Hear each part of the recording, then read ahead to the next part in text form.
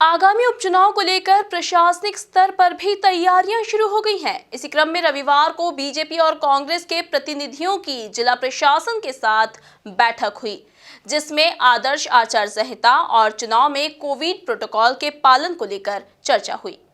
देखिए खास रिपोर्ट। 29 सितंबर को प्रस्तावित चुनाव आयोग की बैठक में मध्य प्रदेश की 28 विधानसभा सीटों के उपचुनाव की तारीखें घोषित हो जाएंगी। आयोग इस चुनाव के लिए आचार संहिता में थोड़ा परिवर्तन करने जा रहा है। दरअसल बढ़ते कोरोना संकट के बीच होने जा रहे इस चुनाव के लिए आयोग ने विशेष दिशा निर्देश जारी किए हैं, जिसका हर सियासी दलों को पालन करना होगा। इसी को लेकर कलेक्टर कार्यालय में रविवार को स्टैंडिंग कमेटी की बैठक बुलाई गई, जिसमें प्रशासन की तरफ से कलेक्टर मनीष सिंह और डीआईजी हरिनारायण चार्य मिश्र मौजूद रहे।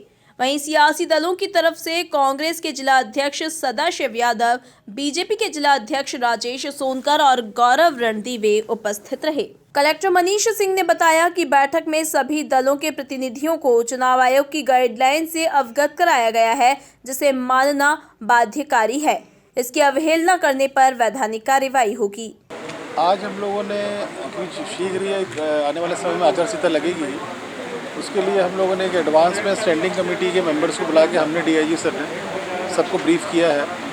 ब्रीफिंग मुख्य तौर पे मॉडल कोड ऑफ कंडक्ट के इश्यूज़ पे हुई है और जो कोविड को लेकर के जो प्रोटोकॉल्स फॉलो करने हैं इस बार, उसको लेकर के हुई है। 5 तक की वाहन चल सकेंगे, 5 के काफिले के बाद आधे घंटे का गैप होना चाहिए, 100 लोगों से ज़्यादा की सभा नहीं होगी, ये बड़ा स्पष्ट समझा दिया गया है सबको। कोई भी अगर स्टार प्रचारक भी आता है तो उसको एक जगह पे 100 से ज़्यादा की व्यवस्था, 100 से ज़्यादा की सभा नहीं हो सकती है।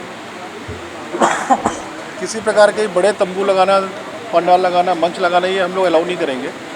और ऐसे अगर टेंट वाले वॉल्यूशंस करेंगे वो भी उसमें कवर रहेंगे, तो उनके खिलाफ भी दंडात्मक कार्रवाई या क्रिमिनल कार्रवाई जो करनी होगी करेंगे वॉल्यूशन में। सारे जैसी ये अभी घोषणा होगी, शस्त्र लाइसेंस सावेर विधानसभा क्षेत्र में जो लोग निवासरत हैं उनके शस्त्र लाइसेंस स्थगित करके उनको जमा करवाए जाएंगे।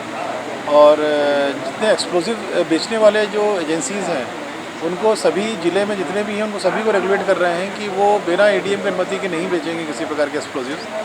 और कोविड के प्रोटोकॉल्स के बारे में और भी इनको डिटेल हम लोगों ने बताया, किस प्रकार से पोलिंग स्टेशन पर रहेगा, किस प्रकार से 72 घंटे के अंदर हम लोग जितने आचार संहिता लागू होने के बाद सारे जो विज्ञापन हैं, राजनीतिक विज्ञापन हैं, चाहे सरकारी प्रॉपर्टीज़ पे हो, चाहे प्राइवेट प्रॉपर्टीज़ पे हो, चाहे सार्वजनिक जगहों पे हो, इसको हटाया जाएगा। इसी 72 घंटे के अंदर हम लोग जितने भी ऐसे कार्य हैं उसकी सूची लेंगे डेवलपमेंट एजेंसीज से कि जो प्रारंभ हो चुके हैं और जो प्रारंभ नहीं हुए हैं।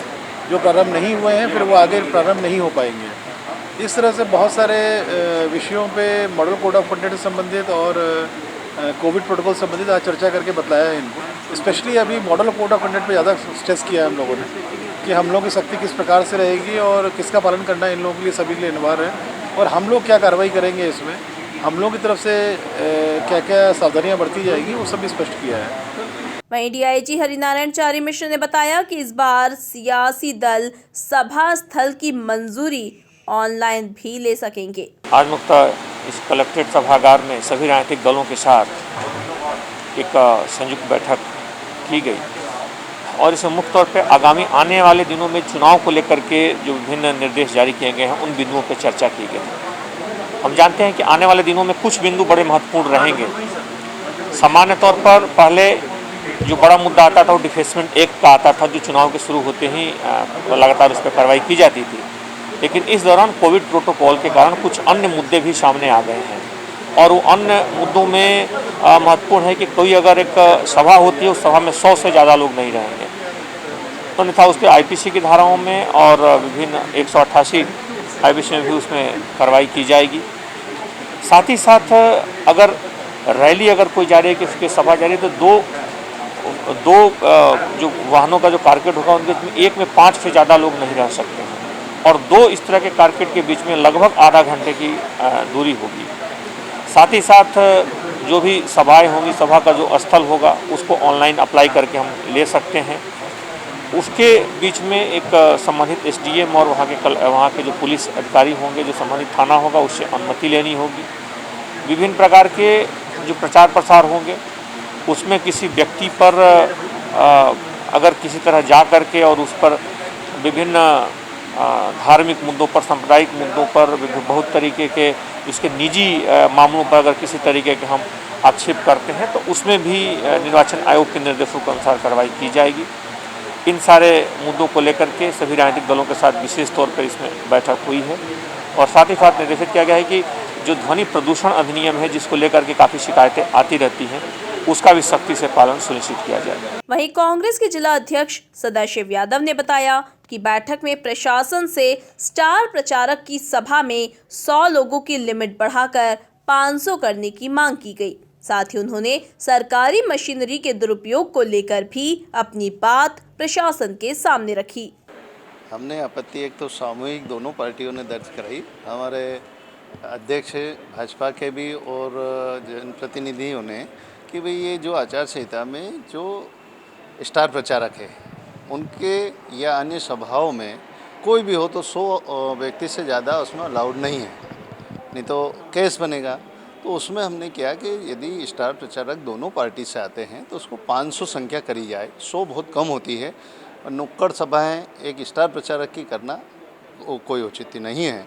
तो एक ये थी। दूसरी मैंने कहा कि एक आंगनवाड़ी को जो कार्यकर्ता है आंगनवाड़ी, उनको एक तो कम पढ़ी लिखी हैं और वो राजनीतिक सरकार के अधिकारियों के अधीन, सरकार के अधीन अधिकारियों के या संबंधित पंचायत के सरपंचों के दबाव में वो जो मतदाता की पर्ची बांटने घर घर जाती है तो उसमें कहीं मल्टी में है 50 व्यक्तियों की तो नहीं है वहाँ, तो वो संबंधित व्यक्ति को दे देते हैं और वहाँ फर्जी मतदान होता है। तो ऐसा टकराव हमने कहीं जगह देखा है और आंगनवाड़ी की कार्यकर्ता के साथ हमने एक और अधिकारी को साथ में ड्यूटी लगाई जाए ताकि ये सही तरीके से मतदाता पर्ची का वितरण हो। और छोटी छोटी जो बातें थी उनका भी किया कि जिस तरीके से सरकारी मशीनरी का उपयोग होता है दबाव प्रभाव में, उस पर ख़ास तौर से निगाह रखना चाहिए। आचार संहिता के जितने भी अधिकारी हैं उन सब ने कि दबाव प्रभाव में नहीं आना चाहिए। सरकार के दबाव प्रभाव में काम करते हैं तो उसका भी हमने किया कि उसका ज़्यादा ध्यान दिया जाए। और इनके जो मूल्य निर्धारण है, जैसे टेंट का है, कुर्सी का है, अन्य संबंधित है, वो बहुत ज़्यादा है। जो किराए से जो मिलता है उससे 2 गुना 3 गुना रेट है, तो वो भी हम सूची उपलब्ध कराएंगे कि इस तरीके का रहना चाहिए रेट जो संबंधित सही हो। वो हमने उसका भी आपत्ति लगाई है कि वो जो वहाँ के संबंधित जितना भी खर्चा है, जैसे सभा हो रही है तो उसमें सैनिटाइज़र का, मास्क का, तो वो संबंधित प्रत्याशी के खाते में न जोड़ा जाए। वो एक सुविधा है, सुरक्षा है, तो सुरक्षा को घटाया जाए, उसे नहीं लिया जाए। वहीं बीजेपी के जिला अध्यक्ष राजेश सोनकर ने बैठक में कांग्रेस द्वारा सरकारी मशीनरी के दुरुपयोग के आरोप को खारिज करते हुए कांग्रेस पर निशाना साधा। हाँ, स्टैंडिंग कमेटी की बैठक हुई थी और शासन का जो सोच है इसमें कि अगला जो उपचुनाव सामेर विधानसभा में होने वाला है, बहुत मायने में इस चुनाव में बहुत सारी नियमों को और ख़ास करके उपचुनाव में दोनों ही दलों के साथ में जो आचार संहिता का पालन सख्ती से हो, कोविड का इस समय सख्ती से पालन करने की भी आवश्यकता है। उन सब चीज़ों को ध्यान में रखते हुए कुछ निर्देश जो चुनाव आयोग ने बनाए हैं, आज इस पर चर्चा हुई। संबंधित अधिकारियों के माध्यम से जानकारी मिली उसकी जो भी सभाएं होने वाली है, स्टार प्रचारक वगैरह आने वाले हैं, उसमें सब में संख्या भी सीमित हो और निर्धारित स्थान जहाँ पर उन्होंने तय किए हैं वो बताएं। आज उसमें सुझाव मांगे गए थे कि इसमें कोई ऐसे सुझाव हो जहाँ कार्यक्रम और ज़्यादा व्यवस्थित और अच्छे से हो सके, बगैर किसी ऐसे व्यवधान के जिसमें आम पब्लिक को, लोगों को, यातायात को किसी प्रकार का व्यवधान नहीं हो, शासकीय संपत्ति वगैरह पे का किसी प्रकार से दुरुपयोग ना हो। इन सब चीज़ों में उन्होंने बताया और आज हमको जो भी लगा था कि 1-2 चीज़ ऐसी हैं जिसमें सुधार होना चाहिए, उसका सुझाव दिया है। कुछ और आवश्यकता है उसका लिखित में सुझाव वगैरह नहीं, मुझे नहीं लगता कि कोई भी प्रशासनिक अधिकारी दबाव में काम करता है, चूँकि चुनाव एक महत्वपूर्ण विषय है और सभी के लिए इसमें उसके पालन करना आवश्यक होता है। ये बात अलग है कि अब कांग्रेस की अपनी सोच है, उनका अपना तरीका है कि वो तो हमेशा अधिकारियों पे दबाव बनाने के लिए ही दबाव की बात करते हैं कि अगर हम इस प्रकार बोलेंगे तो निश्चित रूप से हमारा दबाव करेगा। और ये उपचुनाव में मैं समझता हूँ कि इसमें पूरी स्पष्टता के साथ में और पूरी तरह से हमको भी अधिकारियों पे इस प्रकार का आरोप लगाने की वजह स्वतंत्र काम करने के लिए उनको सहयोगात्मक हमारा व्यवहार होना चाहिए। ठीक है, हम अपने स्तर से तो कर ही रहे हैं, हम सैनिटाइज़र भी हम अपनी तरफ से अपने स्तर पर वितरण कर रहे हैं, फेस मास्क भी हम अपने स्तर पर वितरण कर रहे हैं, तो हमारा तो प्रयास रहेगा ही। और अगर ऐसे कोई निर्देश होते हैं, अगर ऊपर कुछ चुनाव आयोग कुछ तय करता है तो हम उसमें सहयोग करेंगे। कुल मिलाकर कोरोना काल में उपचुनाव कराना चुनाव आयोग और जिला प्रशासन के लिए किसी बड़ी चुनौती से कम नहीं है। आपको बता दें कि इंदौर देश में कोरोना संक्रमितों के मामले में टॉप पर है। ऐसे में सांवेर में उपचुनाव को लेकर प्रशासन विशेष सावधानियां बरत रहा है। इंदौर से एमपी न्यूज़ के लिए अरुण यादव की रिपोर्ट।